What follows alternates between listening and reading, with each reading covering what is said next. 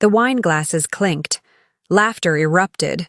Music pulsed against the wooden walls of the cabin as if the entire place had been rented for some grand family reunion. Except it hadn't. It was mine. Before we begin, drop a comment and tell us, where are you from and from which city you're watching our videos? And after watching the whole video, don't forget to tell us what would you do in this situation? Be honest. Tell me in the comments below. We read every comment. Let's begin. My phone buzzed nonstop with notifications. I was sitting in a crowded airport terminal, waiting for my connecting flight, when my best friend Harper texted, "You're not going to believe this. Check your inbox." I opened the videos she'd sent, and my jaw locked. There they were. My parents, my sister Jenna, her smug fiancé, even my cousin Logan, all dancing in the cabin I'd secretly bought 2 months ago. The same cabin they had mocked me for even considering. In the first video, Jenna twirled around, holding a champagne bottle. "Finally, a place worth celebrating in. Too bad it isn't hers," she sneered, and the others roared with laughter. I gripped my phone, so hard my knuckles went white. My heart pounded, not from shock, but from a cold, familiar anger. They had done this my entire life. Mocked, dismissed, used me when it was convenient. Now they were parading inside the one thing I kept hidden, the one place I thought was mine, alone. My husband Ethan was on a short business trip only 2 hours away from the lake. I forwarded the videos to him, my fingers trembling but steady with purpose. Within 5 minutes, he called. His voice was calm, but I could hear the storm beneath it. "Tell me this isn't real." "It's real," I whispered. They broke in. They're celebrating like it's theirs. Silence.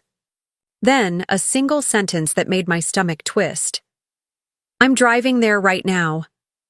I sat frozen in the terminal, earbuds in, watching another video Harper had recorded through the window. My mother raised her glass and said, "At least one of us has the guts to enjoy this place, not like my daughter who wastes her life on pointless dreams." My vision blurred, but I didn't cry. Not this time.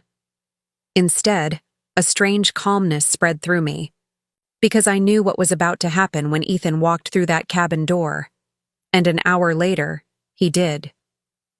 Harper's camera caught the moment. The music cut mid-beat. Every laugh turned to silence. Ethan stepped inside, tall, broad-shouldered, his jaw tight, holding up his phone with the forwarded videos still playing. He didn't need to shout. The look on his face was enough to turn their celebration into dread. The slam of the cabin door echoed louder than any music they had been playing. Claire's family froze mid-laugh, champagne glasses half raised. The fire in the stone fireplace crackled, but no one dared to move. Ethan Lawson stepped in, every inch of him rigid with fury. He didn't shout. He didn't need to. His silence was sharper than any blade.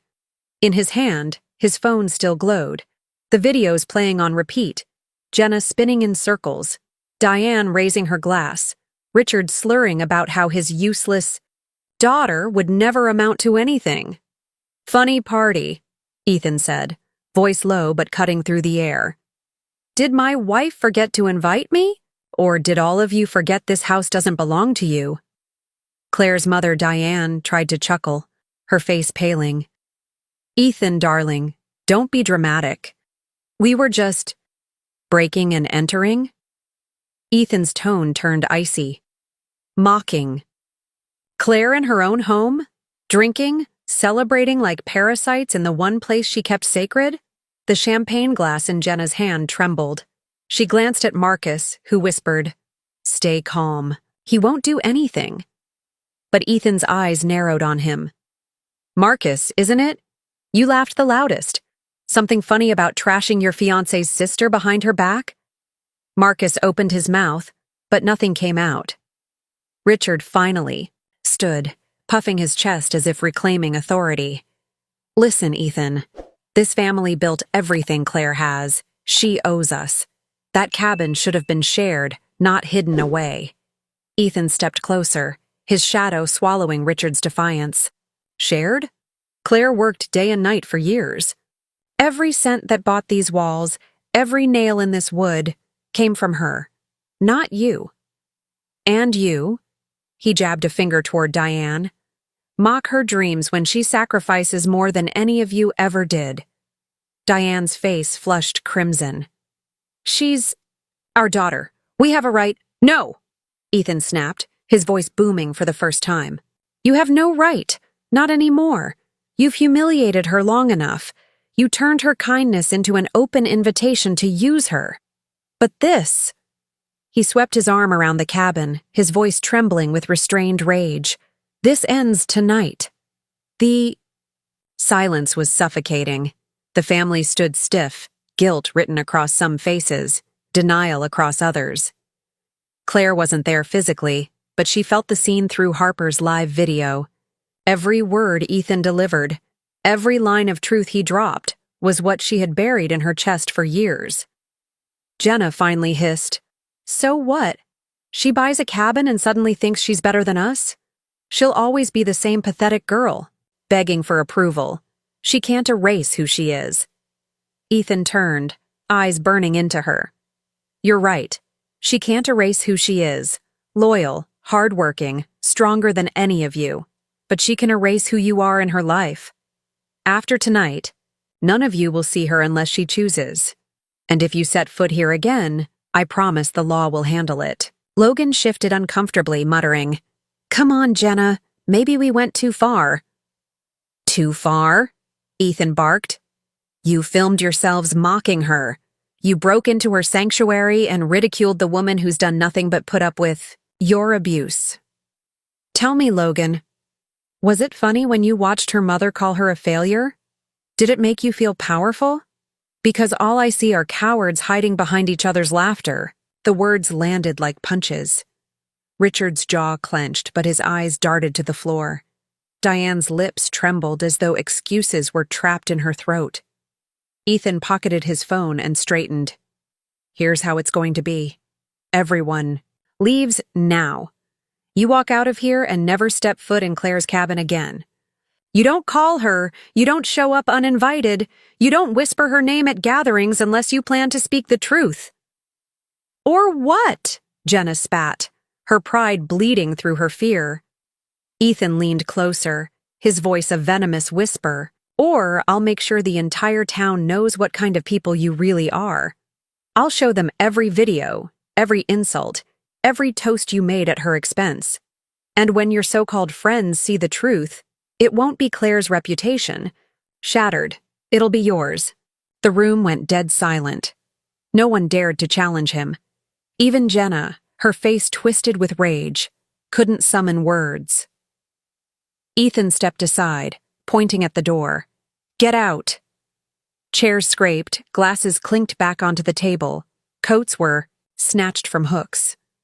One by one they filed out, Diane muttering curses under her breath, Richard gripping her arm to shut her up, Jenna storming past with Marcus trailing like a coward, Logan keeping his eyes glued to the floor. When the last car engine roared to life and disappeared down the winding road, Ethan finally exhaled. He stood in the middle of the wrecked cabin, surrounded by empty glasses and torn confetti, but the silence now was peaceful. He picked up Claire's favorite blanket from the couch, folded it carefully, and whispered into the quiet, "They'll never hurt you again, Claire. Not while I'm here." And miles away in the airport terminal, tears finally streamed down. Claire's face, not from pain this time, but from the relief of knowing that for once, someone had stood for her when her own blood would not. The taxi rolled up the gravel road the next morning, tires crunching against the dirt as Claire finally arrived. The cabin loomed ahead, the soft morning fog clinging to its edges like a secret.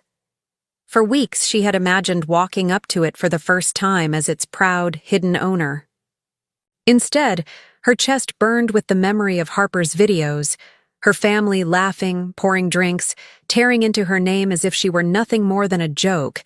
Ethan was already waiting on the porch. His eyes softened the moment he saw her. Step out of the car, suitcase in hand. Exhaustion etched into every line of her face. He came down the steps in 2 strides and wrapped her into his arms before she could even speak.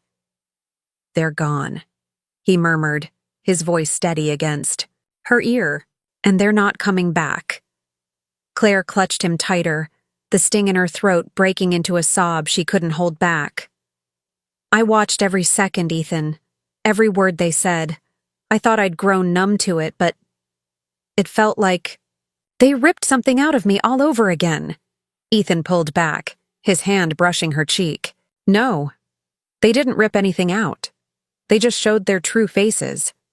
You still have everything they'll never touch. Your strength, your freedom, and me." Claire nodded, but anger still simmered in her gut. She dragged her suitcase inside, and the sight nearly buckled her knees. Wine stains on the rug, crumbs on the counter. Chairs left scattered like a storm had blown through. They hadn't just invaded her sanctuary, they had desecrated it. "This was supposed to be my escape," she whispered, her voice cracking. "The one place that belonged to me alone, and they turned it into a circus." Ethan placed a hand on her shoulder. "Then we take it back. Not just the cabin, your story. No more being their scapegoat, no more letting them set the narrative. This is your chance to show them you're done being small." Claire sank onto the couch, gripping her knees as flashes of memory filled her head, her father sneering when she turned down law school, her mother laughing when she failed to land a promotion, Jenna mocking her for dreaming too big. It was always the same chorus, "Claire's not enough." But last night had changed something. Ethan's voice, steady and fearless, had sliced through decades of their cruelty. He hadn't just defended her, he'd forced them to look in the mirror. "They think I'll crawl back," Claire said finally, her voice steadier.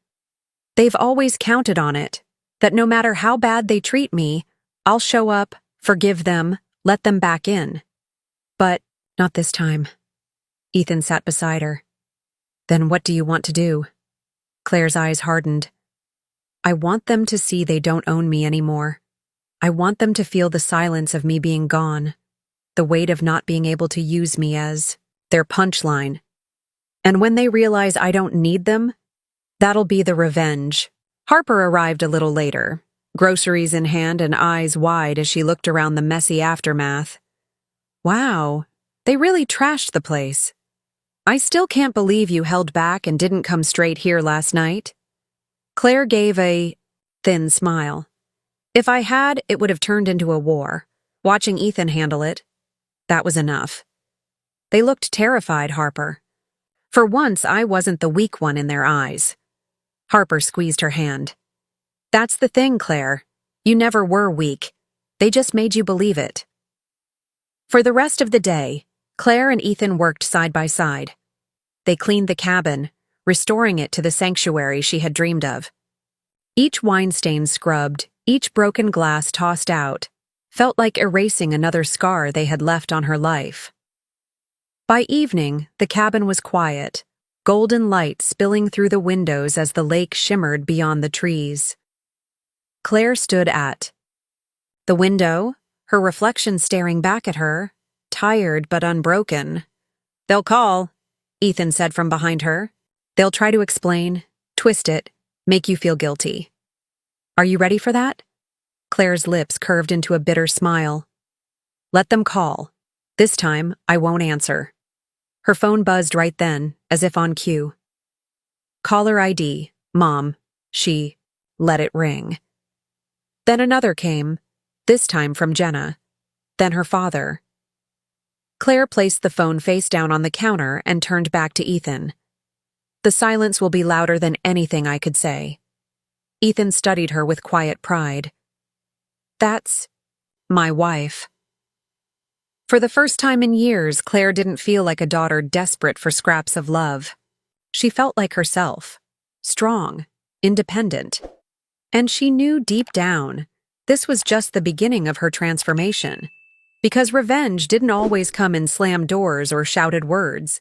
Sometimes the sharpest revenge was absence, the undeniable truth that they no longer had power over her life. The cabin was hers. Her life was hers. And they would have to sit with that. The silence lasted 3 days. 3 days of unanswered calls, ignored texts, and unread voicemails piling up on Claire's phone. At first, it was easy to leave it untouched, but by the 4th morning, a knock rattled the cabin door. Claire froze. Ethan rose from his chair, shoulders tense, and opened it. Her parents stood on the porch, faces pale, the weight of sleepless nights etched in every wrinkle. Jenna and Marcus lingered behind them, whispering furiously, their smiles brittle. "Claire?" Diane began softly. "Please, can we come in?" Claire stood in the center of the cabin, arms folded. She shook her head. "No. Whatever you came to say it here." Richard cleared his throat. His usual booming confidence had thinned to a wavering rasp. "We made a mistake. Things got out of hand. We didn't mean to disrespect you." Claire cut him off, her voice sharp. "Didn't mean to? I watched you raise a glass to my failure, Dad. I watched you, Mom, laugh about how useless I am. That wasn't an accident. That was the truth you've been carrying for years." Jenna scoffed. "Oh, come on, Claire. You're being dramatic. Families fight. We were just having fun." "Fun?" Claire stepped closer, her eyes blazing. "You broke into my home. You turned it into a stage to humiliate me when I wasn't even here to defend myself. That isn't family. That's cruelty." Diane's voice cracked. "But we're still. Your blood—" "No," Claire snapped, her tone steady and final. "Blood isn't enough. Respect matters. Loyalty matters. And you showed me I'll never have either from you." Ethan's presence behind her was like a fortress. He didn't speak, but his silence was power, his hand resting lightly at her back, reminding her she wasn't standing alone. Marcus tried to chime in, his voice dripping with mock charm. "Look, we all got carried away. Maybe if you just let us—" Claire's laughter cut him like glass, cold, bitter, but strong. "Carried away? You wanted my cabin. You wanted me out of the picture because the idea of me finally having something of my own made you sick. Well, guess what? You don't get a seat at this table anymore." Jenna's eyes narrowed, venom flashing. "You'll regret this, Claire. You'll come crawling back. You always do." But this time Claire's lips curved into a calm smile. "Not anymore. I'm done begging to belong. You don't own me. You never did." The porch went quiet. The Lawson family stood there, rattled, expecting her to cave, expecting the same old Claire who swallowed insults just to keep peace. But she didn't flinch. Finally, Diane's shoulders slumped. Richard muttered something under his breath, and one by one they turned and left. The crunch of gravel under their tires was the sweetest sound Claire had ever heard. Inside, Ethan wrapped his arms around her. "You didn't just stand up to them. You buried the old version of you who thought you needed them." Claire leaned against him, the weight finally lifting. It wasn't about revenge anymore. It was about freedom. That evening, as the sun dipped behind the lake, Claire sat on the porch swing with Ethan and Harper. The cabin, once tainted by betrayal, now glowed with something stronger. Peace. She realized the greatest victory wasn't seeing her family scatter in shame. It was knowing she had finally built a life where their approval no longer mattered. And, for the first time in her life, Claire Lawson felt untouchable.